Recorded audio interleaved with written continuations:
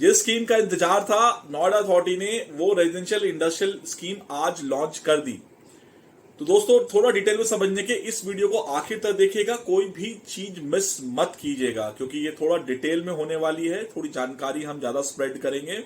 तो इस वीडियो को आखिर तक देखिएगा, और अगर आपको वीडियो अच्छा लगे तो लाइक एंड सब्सक्राइब कीजिएगा। नमस्कार दोस्तों, मैं मनवीर सिंह स्वागत करता हूं आपका अपने channel explore real estate with Manveer में। नोएडा अथॉरिटी आज पूरा बुफे लेके आई है, ना केवल रेजिडेंशियल, इंडस्ट्रियल, इनफैक्ट कमर्शियल और ग्रुप हाउसिंग भी लॉन्च कर दी है। मतलब कोई कसर नहीं छोड़ी इस बार नोएडा अथॉरिटी ने, कि कहा कि भाई बम्पर सेल करने वाले हैं अब हम रियल एस्टेट के अंदर। तो फुल मेन्यू के साथ में आ गई है।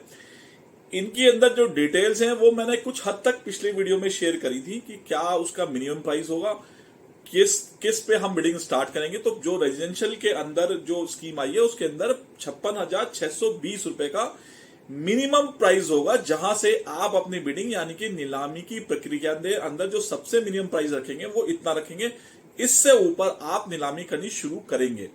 वैसे भी अगर देखा जाए तो नोएडा के अंदर आज एवरेज रेट जो है वो 1 लाख से 1.5 लाख रुपए पर मीटर हो गया हर सेक्टर में। इनफैक्ट ऐसे सेक्टर भी हैं जिसके अंदर 2 लाख और 4 लाख भी रेट है, पर जिन सेक्टर की स्कीम निकाली है उनके अंदर भी ये मान के चलिए रीसेल का रेट जो है वो 1.5 से 2 लाख रुपए मीटर का है। तो ये भी जानते हुए अथॉरिटी ने इसलिए ऐसा प्राइस टैग रखा है, और अथॉरिटी भी समझती है कि नीलामी जो है वो अच्छी खासी जाएगी और उसकी कमाई भी मजेदार और बढ़िया होने वाली है। तो दोस्तों, बाकी डिटेल्स के लिए हम लोग जरा वेबसाइट पे आते हैं, कि वेबसाइट पे इससे आपको जानकारी मिलेगी कि क्या क्या अथॉरिटी ने इसमें कंडीशंस रखी हैं और कैसे आप इसको अप्लाई कर सकते हैं। तो अब स्ट्रेट अवे चलते हैं नोएडा अथॉरिटी की वेबसाइट पे। आपको सिंपली लिखना है नोएडा अथॉरिटी। मोस्टली पहला ऑप्शन जो है वो नोएडा अथॉरिटी के वेबसाइट का आएगा। इसका यूआरएल है noidaauthorityonline.in। यहां पर आपको थोड़ा सा आप नीचे स्क्रॉल करेंगे तो आपको दिखा लाइव लैंड अलॉटमेंट स्कीम, इसको क्लिक कर दीजिएगा। जैसे ही आप इसको क्लिक करते हैं तो एक इस तरह का इंटरफेस खुलेगा। इस इंटरफेस पे ध्यान दीजिएगा, यहां पर अलग अलग सब्जेक्ट्स दिए हुए हैं। जैसे कि लिखा हुआ है इंडस्ट्रियल स्कीम लॉन्च हो चुकी है, इसकी डिटेल इसके साथ में है। Residential scheme, commercial scheme, group housing. तो ये 4 तरह की इस बार अथॉरिटी ने हम लोगों को ऑप्शंस दिए हैं, जिसमें हम अप्लाई करके अपनी किस्मत आजमा सकते हैं। तो जैसे ही मैं इसको डाउनलोड करता हूं, एक और नया इसका फॉर्म खुल जाता है। ये ब्रोशर है इसका, ये ब्रोशर खुल जाता है। इस ब्रोशर पे अगर हम जाते हैं तो यहां देखिए इंडस्ट्रियल प्लॉट के जो ई ऑक्शन है वो हो रहे हैं सेक्टर 67, 80, 145, 158 और 164 में। आप कैसे पार्टिसिपेट करते हैं इसकी डिटेल इसमें दे रखी है। ये जैसे मैंने आपको एक वीडियो में बताया था कि यमुना अथॉरिटी का जो है वो ऑक्शन टाइगर कर रहा है। इसका जो ऑक्शन है वो ई टेंडर एसबीआई के थ्रू हो रहा है। तो एसबीआई और इसका एक बना हुआ है, पोर्टल बना हुआ है property.etender.sbi। एक बात का थोड़ा सा ध्यान रखिएगा कि इस वेबसाइट को खोलने में थोड़ा सा प्रॉब्लम होती है। मुझे फर्स्ट टाइम हुई थी, हो सकता है आपको ना हो, तो इसको थोड़ा ध्यान में रख के खोलिएगा। इसको जब ओपन कर लेंगे तो आपको बाकी सारी डिटेल इस वेबसाइट पे मिल जाएंगी। अभी जो थोड़ी डिटेल्स हैं वो यहाँ पर अथॉरिटी ने दी हुई हैं। ऑनलाइन रजिस्ट्रेशन 5 तारीख को ओपन हो गया, यानी कि आज से स्टार्ट हो चुका है 11 बजे से, और ये स्कीम जो है 26/9 को 5 बजे बंद हो रही है। बाकी डिटेल्स के लिए इन्होंने क्या हुआ कि मोर डिटेल्स के नोएडा अथॉरिटी की ऑनलाइन वेबसाइट पे जाइए, जो कि मुझे कोई मिली नहीं वहां पर। खैर कोई बात नहीं, लेकिन हम यहां से चलते हैं इस वेबसाइट से property e tender SBI Noida पे। अब ये कुछ इस तरह का यूआरएल खुलता है गूगल पे जब आप आ जाएंगे, और ये पेज इसी तरह से बिहेव करता है। पर इसको अगर आप 1-2 बार अपलोड करेंगे तो ये आ जाएगा, मतलब परेशान मत होइएगा। कई बार ऐसा लगता है कि भाई साहब ये पेज नहीं आएगा, बट ये आएगा, विश्वास रखिए ये आएगा। इजी इजी इजी इजी आएगा। मुझको भी पिछली बार इसी तरह की प्रॉब्लम हुई थी। मैं फिर होम पे मैंने ट्राई किया तो यहाँ पर मुझको ये सब मिल गया। शायद इन लोगों ने इस तरह की ये पता नहीं पहली बार बनाया है या क्या चक्कर है, पर प्रॉब्लम तो हो रही है इसमें। शायद ठीक कर लें इसको ये। तो यहाँ पर अगर हम एसबीआई के इस ऑक्शन पेज पे जाते हैं तो अलग अलग तरह के जो हमारे सेक्टर्स हैं उनके लिए अलग अलग इन्होंने आईडीज क्रिएट कर दी हैं। इवेंट आईडी इनको बोलते हैं। तो इवेंट आईडीज इन्होंने क्रिएट कर दी हैं, साइज और डिटेल्स इसमें लिखी हुई हैं, इसको देखते हुए आप क्लिक कर सकते हैं। अभी हम रेजिडेंशियल की बात करें तो मैं रेजिडेंशियल सेक्टर ही ओपन करता हूं सो दैट कि आपको उसका आइडिया लग सके। तो जब मैं ई ऑक्शन इसका ओपन करता हूं तो एक और हमारा पेज पे हम चले जाते हैं। इस तरह का टेंडर का पेज खुलता है, इसमें हम डिटेल्स कर सकते हैं। अभी हमने क्योंकि लॉगिन नहीं बनाया है तो अभी हम इसको नहीं कर रहे हैं। यहां पर इवेंट आईडी लिखी है, इसको जरूर हमें नोट कर लेना है, ये इवेंट आईडी है। इसी के थ्रू हम ये डिसाइड कर पाएंगे कि हमें किस पर्टिकुलर प्रॉपर्टी के लिए बिडिंग करनी है। लिखी हुई है, पर एक अच्छी डिटेल ये है कि डॉक्यूमेंट फीस जो है वो 2950 है, नॉन रिफंडेबल है। ईएमडी जो है इस पर्टिकुलर सेक्टर की, इसकी हम बात कर रहे हैं, इसकी जो ईएमडी है वो 9,71,875 रुपए है, ये रिफंडेबल होती है। साइज की अगर हम बात करें तो यहां पर 250 मीटर का ये प्लॉट है, नंबर है इसका 187, सेक्टर 31 का 187 है। ब्लॉक नहीं लिखा हुआ है तो थोड़ा सा मुझे ढूंढने में परेशानी होगी, वॉल दो नक्शे अवेलेबल हैं तो नक्शों के हिसाब से हम देख सकते हैं कि अथॉरिटी का ये किस लोकेशन पे आएगा। तो अगर आप देखें तो इसमें मोर ओवर यही इंफॉर्मेशन है। हम फिर वापस जाते हैं, अब की बार हम दूसरा रेजिडेंशियल का ओपन करते हैं। तो जब हम रेजिडेंशियल का ओपन करेंगे तो ये होम पेज निकल के आता है, home that complements your success. Oops, बहुत ही बढ़िया। अब देखिए, अब गवर्नमेंट भी बड़ी समझदार होती जा रही है। E bids invite residential plot scheme 2022 Noida, sector 31, 33, 34, 35, 43, 44, 47, 51, 52, 105, 108, 93B and 151। 151 को इसलिए बहुत ज्यादा हाईलाइट कर रहे हैं ये लोग क्योंकि 150 जो है ऑलरेडी एक प्रीमियम सेक्टर स्टैब्लिश हो चुका है और पिछली बार 151 के अंदर जो अलॉटमेंट आए थे वो रिजर्व थे ओनली फॉर द फार्मर्स, तो इसलिए इसको खूब हाईलाइट किया गया और सबसे ज्यादा नंबर ऑफ प्लॉट जो है वो इसी पर्टिकुलर सेक्टर के अंदर हैं। हाउ टू पार्टिसिपेट में इन्होंने डिटेल्स आ रही है कि interesting party need to register and obtain user ID and password. आपको यूजर एंड पासवर्ड उसमें क्रिएट करना पड़ेगा। After deposit non refundable and non registable e brochure document fees of 2,500 rupees plus 450 GST charges and and processing fees of 2,300, यानी 2,300 रुपए की separately जमा करनी है आपको पर्टिकुलर उस आईडी के लिए। और ये सारा काम पेमेंट्स वगैरह आपको 26/9/2022 5 बजे से पहले सब कुछ काम अपना कंप्लीट कर लेना है।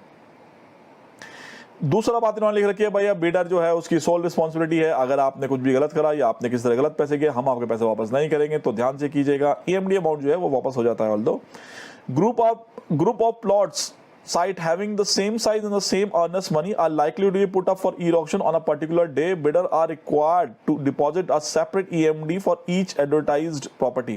कहने का सीधा सीधा मतलब ये है कि जितनी प्रॉपर्टी में आप चाहें उसमें आप ई बिडिंग कर सकते हैं, लेकिन हर एक के लिए आपको सेपरेटली इसमें EMD अमाउंट जमा कराना पड़ेगा। मोटा मोटा एक और इंपॉर्टेंट बात है, bidding will not be permissible below the reserve price, यानी कि रिजर्व प्राइस से नीचे बिल्कुल भी बिडिंग अलाउ नहीं करी जाएगी, ये मैं पहले ही बता चुका हूं। Allotment date of the plot, the minimum incremental value of each further bidding will be 50,000 rupees. जो मिनिमल इंक्रीमेंटल वैल्यू है वो कम से कम 50,000 रुपए है। If a bid continue after the time for closure of bidding, then a time extension of 5 minutes would be allowed automatically. Such extension would be restricted to 20 times only. ओहो, 5 minute का extension मिल जाएगा अगर bidding होती रही continuously, तो 5-5 minute करके ऐसा 20 बार हो सकता है। काफी बार हो सकता है भाई साहब, तो काफी लंबा टाइम दे रहे हैं ये। अगर इतना सक्सेसफुल रहता है तो बड़ी कमाल की बात होगी। थर्ड जो हमारा ऑप्शन है वो है कमर्शियल शॉप्स का। कमर्शियल शॉप्स के लिए भी इन्होंने बड़ा अच्छा लिखा है, बड़ा अच्छा ब्रोशर बनाया हुआ है। ये जो है कमर्शियल प्लॉट जो है वो साइज 1000 मीटर से 58,501 स्क्वायर मीटर के प्लॉट्स हैं। तो यानी कि कमर्शियल प्लॉट जो हैं वो बिल्डर्स के लिए भी हैं, क्योंकि ये तो बिल्डर ही बनाएंगे इस पे कुछ ना कुछ। सेक्टर 25A, 33, 35, 40, 44, 50, 58 मतलब सारे जो ना प्राइम सेक्टर्स हैं। Hotel plot at Noida conventional and habitat centre, sector 54 Noida on e auction basis. अच्छा, तो ये होटल के लिए भी ऑप्शंस हैं और काफ़ी सारे इसके अंदर ऑप्शन दिए गए हैं। डेट ऑफ सबमिशन स्कीम जो है 1/9/2022 है। Opening sorry date of opening of scheme जो है वो 1/9 है और लास्ट डेट जो है 30/9 है। प्री बिड मीटिंग जो है वो 12/9 को होगी। तो इसमें थोड़ा सा मेरे ख्याल से चेंजेस हैं। Interested party will need to sign up and obtain user ID, ये ठीक है, ये तो मेन वही बात होगी 5 बजे तक। The brochure contain detailed condition and e auction, चलिए it will be the sole responsibility of bidder participate to obtain a complete computer terminal internet connection to enable him और हर पार्टिसिपेट इवनिंग। कहने का मतलब ये है कि बेसिकली ये कहते हैं कि भाई साहब आपको अपनी स्पीड, अपना सिस्टम जो है अप टू डेट रखना है। इनफैक्ट अथॉरिटी ने यहाँ पर ये भी बताया कि कितनी आपकी बैंडविड्थ होनी चाहिए, कितना आपकी स्पीड होनी चाहिए और क्या सिस्टम आपको यूज़ करना है। तो वहाँ पर भी अथॉरिटी ने इस बात का ध्यान रखा है। अथॉरिटी में without assigning any reason withdraw any of the all commercial builder plot, ये तो मतलब एक नॉर्मल सी बात है। अथॉरिटी अपने राइट्स अपने पास रिजर्व रखती है कि भाई हम कभी भी बिडिंग कैंसिल कर देंगे या हम हटा देंगे उसको बीच में, किसी को भी, वो उनकी मर्जी है। Authority reserve the right to accept or reject any or all the bids or cancel postpone e-auction without signing any reason, ये भी कर सकती है अथॉरिटी। ठीक बात है, इसमें भी कोई प्रॉब्लम नहीं है। अब अगर हम यहां पर आते हैं property.e-tender, इसके अंदर आते हैं तो इसमें अगर लेफ्ट हैंड साइड में आप देखेंगे तो यहां पर इन्होंने सारी डिटेल्स दी हुई हैं। यानी कि पहले हम ई ब्रोशर देख लेते हैं। ई ब्रोशर्स भी दिए हुए हैं इन्होंने। ये ई ब्रोशर्स आप डाउनलोड कर सकते हैं, पीडीएफ फाइल इसकी डाउनलोड हो जाती है। ये पूरा इसमें डिटेल दिया हुआ है कि कैसे आपको पार्टिसिपेंट्स को ऑक्शन में अपना सबमिशन करना है। पर सबमिशन से पहले हमें देखना है कि हमें रजिस्ट्रेशन कैसे करना है।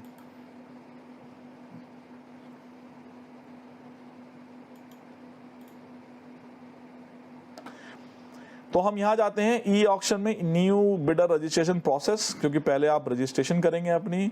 अब देखिए इन्होंने बता दिया मिनिमल जो सिस्टम रिक्वायरमेंट है वो computer with internet of minimum 256 kbps speed, operating system window XP service pack 3, ये पूरा डेगा है। कम से कम विंडोज 7 होना चाहिए या उससे अबव हो। Support Internet Explorer 9 and above, 32 bit only, system access the administration right. एक नॉर्मल इंफॉर्मेशन आपको प्रोवाइड कराइए। अब आपको ये बता रहे हैं कि आपको वेबसाइट ओपन करनी है और यहाँ पर इनका रजिस्टर करने का ऑप्शन है। यहाँ से आपको रजिस्टर करना है। जब आप यहाँ से रजिस्टर करते हैं तो जैसे आप क्लिक करते हैं तो इसमें ये इन्फॉर्मेशन आती हैं। आपको अपना ईमेल आईडी डालना है, अपना पासवर्ड आपको क्रिएट करना है। पासवर्ड जो है अल्फा न्यूमेरिक होगा और उसके अंदर स्पेशल करैक्टर भी होगा। कंफर्म कीजिए, हिंट क्वेश्चन डालिए, ऐसा डालिए जो आप भूल ना जाए। पर्सनल नेम अगर आप अपने नाम पे कर रहे हैं, कंपनी या इंडिविजुअल करें तो कंपनी या आप उसका नाम डाल दीजिएगा। एड्रेस, फ़ोन नंबर डाल दीजिएगा। फ़ोन नंबर में थोड़ा सा ध्यान रखिएगा, फ़ोन नंबर वही डालिएगा जो आप लॉन्ग टाइम तक यूज़ कर रहे हैं। बिजनेस कैटेगरी, अगर आप किसी इंडस्ट्रियल उसमें कर रहे हैं तो क्या बिजनेस कैटेगरी के अंदर आप कर रहे हैं। ये करने के बाद में आपने यहाँ पर आई एग्री का बटन दबा के इसको सबमिट कर देना है। After complete the registration process, please contact the mentioned number in the website, use or email activate your registration profile, क्योंकि आपको ये ऐसे एक्टिवेशन नहीं होगा, ऑटो एक्टिवेशन शायद इसमें नहीं है। तो आपको इधर तो फ़ोन करके उनसे पता करना, उन्हें बताना पड़ेगा या फिर उनको मेल करना पड़ेगा, कर देना है। Process of submission and participate in auction. अब आपने लॉग इन कर लिया है।